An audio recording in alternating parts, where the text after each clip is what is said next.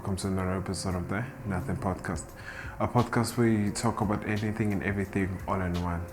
I'm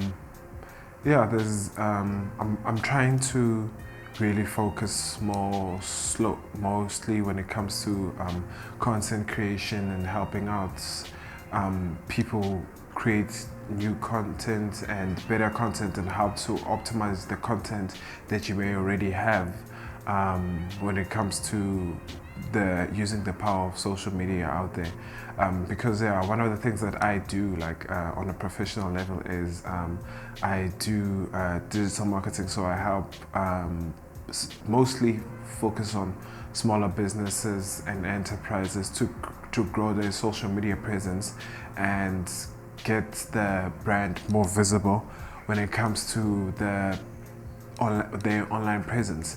And I also noticed that there's quite a lot of things that the content creators do, I wouldn't say necessarily wrong, but they could do better to improve their social media content. And one of the things that I think people could improve when it comes to content creation and optimizing things for each and every platform that they are on is, the search engine optimization, the SEO.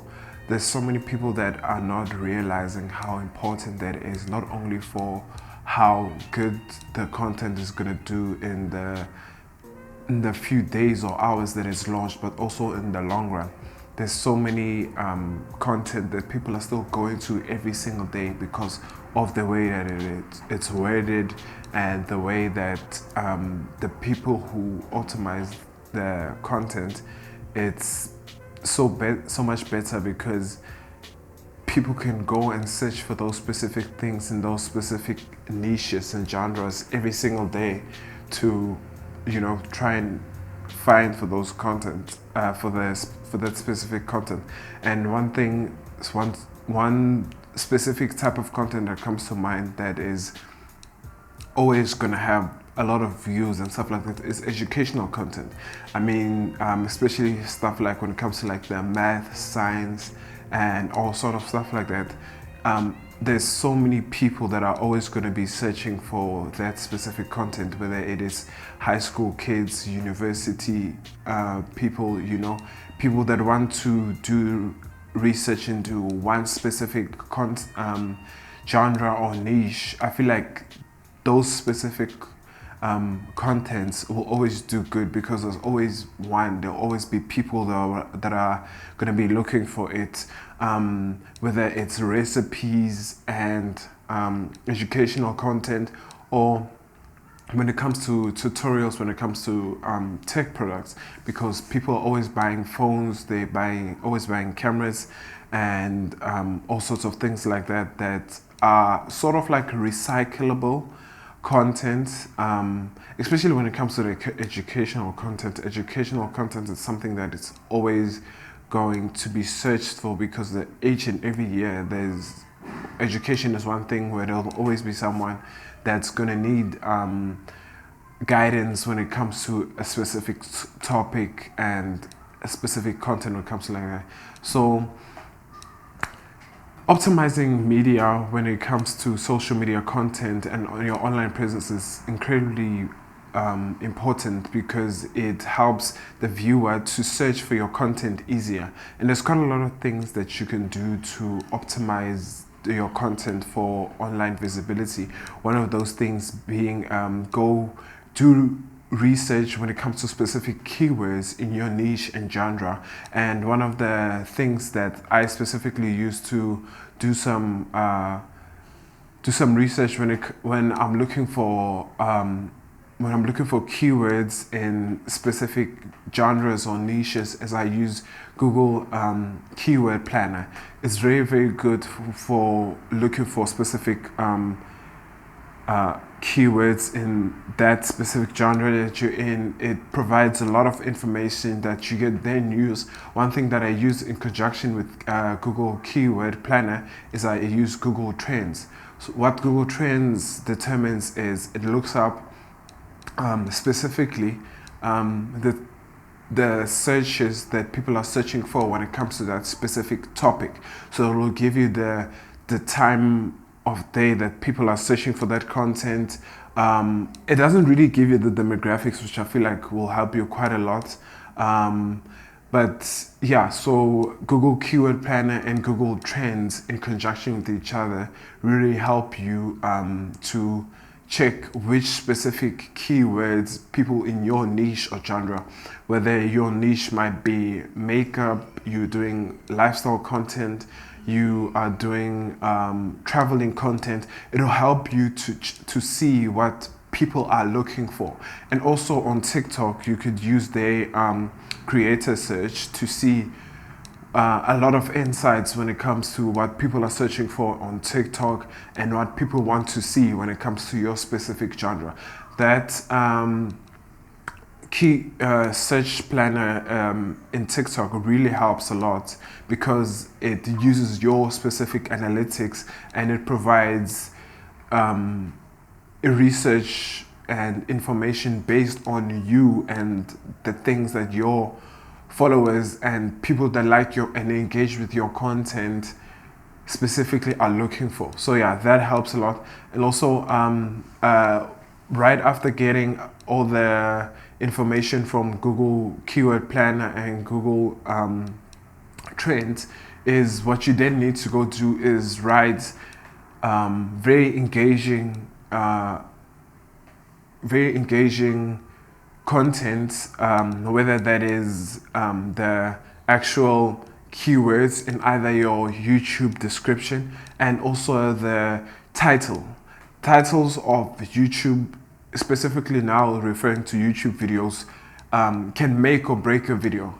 It doesn't really help you make a very good video, but if you don't make the title and description very well, a lot of people are not going to click through it, because if the click-through rate of your specific video is not engaging enough for people to click on it, then the YouTube algorithm is not going to see it as good content, and they're going to just bury it among with the thousands and millions of videos that get uploaded each and every day onto YouTube. So really optimizing your media and your videos and the titles, the descriptions is incredibly powerful way to boost up your engagement, to make sure that you're getting a lot of traction, and also for the algorithm to recognize that your videos are very well.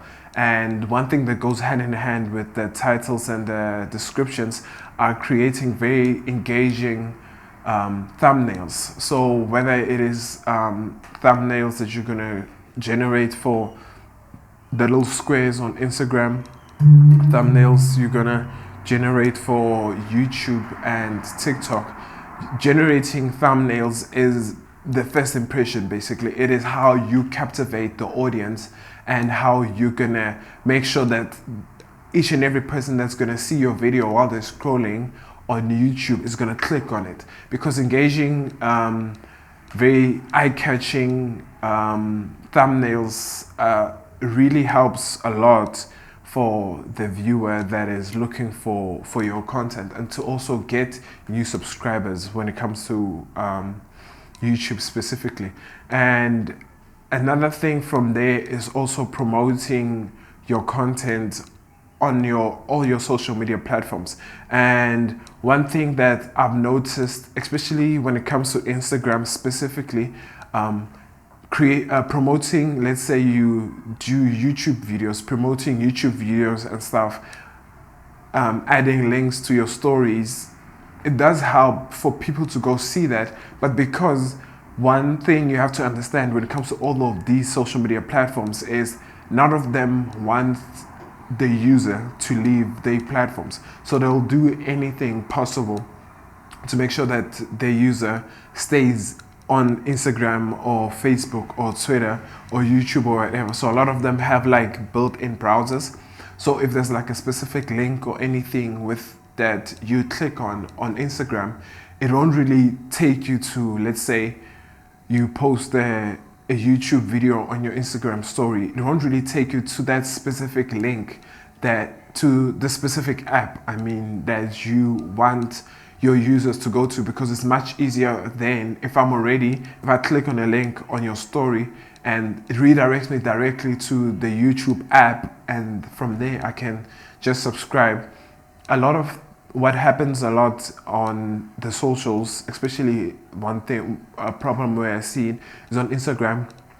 Unless you create a specific hyperlink that's gonna force Instagram directly to your YouTube account and your YouTube videos, they'll just stay within the app. They'll see the video and everything, but because they're not signed in to the YouTube account, most people will just watch the video and then just click off, because to have to go then to YouTube to go search for that specific video that you referred them to, a lot of people don't have as much time, so they want to do things as quickly and as low effort as possible. So creating hyperlinks to force Instagram to send people from Instagram to YouTube so that they can subscribe on your YouTube account. It's super important, because it's gonna be the difference between that person subscribing or not subscribing. So you have to use each and every moment where you grab the audience's attention to redirect them to whatever social media platform that you want them to get directed to. So there's quite a lot of other things that you could do, but yeah, that's just the gist of it. You guys can definitely let me know in the comment section whether there's anything else that you agree or disagree with, or if there's any questions that you have, you can always let me know down below in the comments, or wherever you're watching this, whether it's on Spotify or YouTube, or you're watching this on TikTok or Instagram.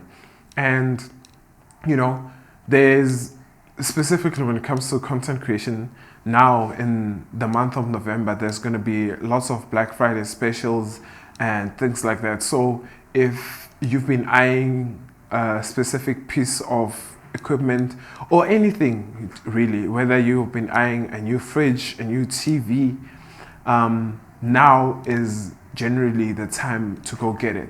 But very huge emphasis on if you've been specifically eyeing something. There's such a huge problem when it comes to the consumerism in the whole world, actually, that if something is on special, you are getting like a discount, or you are buying it for cheaper. One mentality I have, and a lot of people specifically don't understand it, just because something is on special doesn't mean that you're specifically saving money.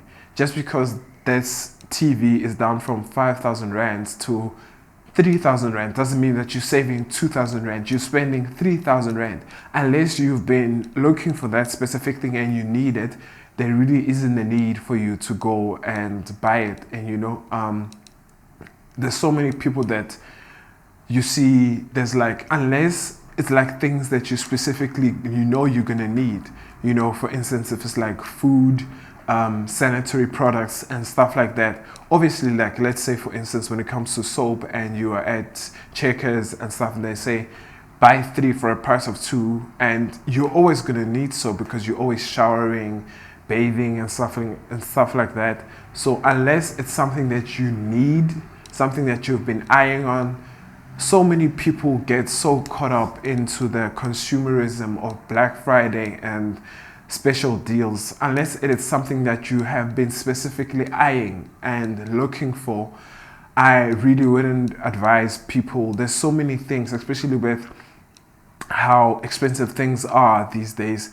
I wouldn't advise just going and buying things just for the sake of buying them because they are on special or they are much cheaper.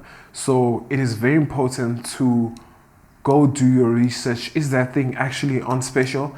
For instance, when it comes to Takealot, there's a website called Takealot several tracker, if I'm not mistaken, where you can actually go back in time and check what that price was of that specific product to see, because a lot of times they'll say it is down from 5,000 rands to 4,000 rands. Meanwhile, it really isn't on special.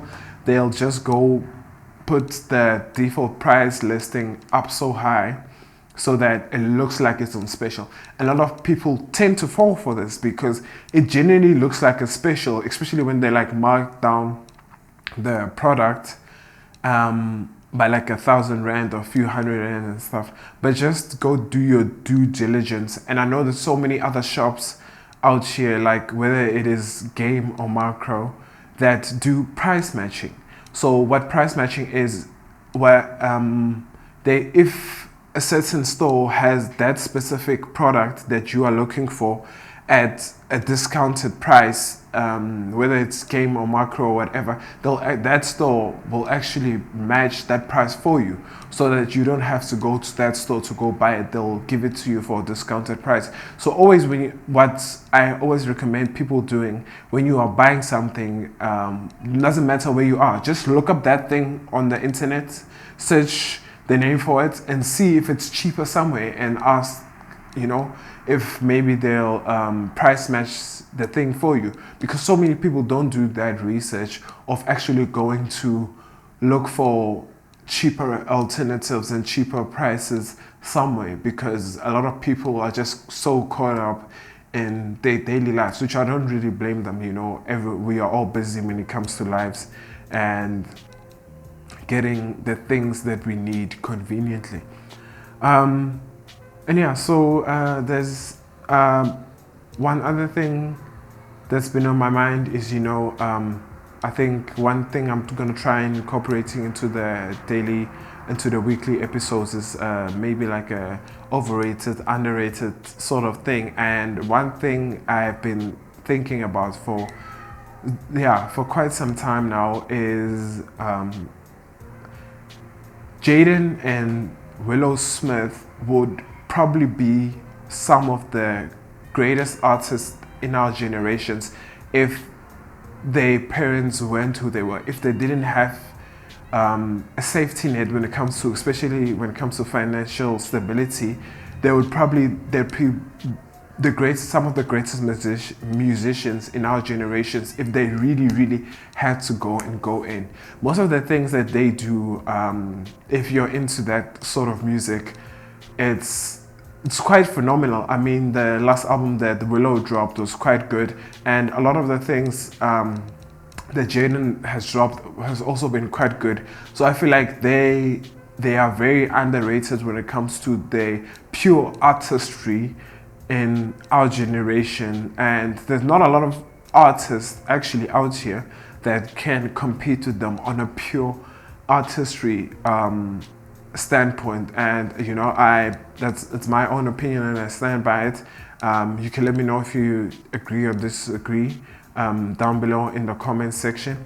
And yeah, so I think from my side, that was it for today when it comes to today's episode and the overrated, underrated.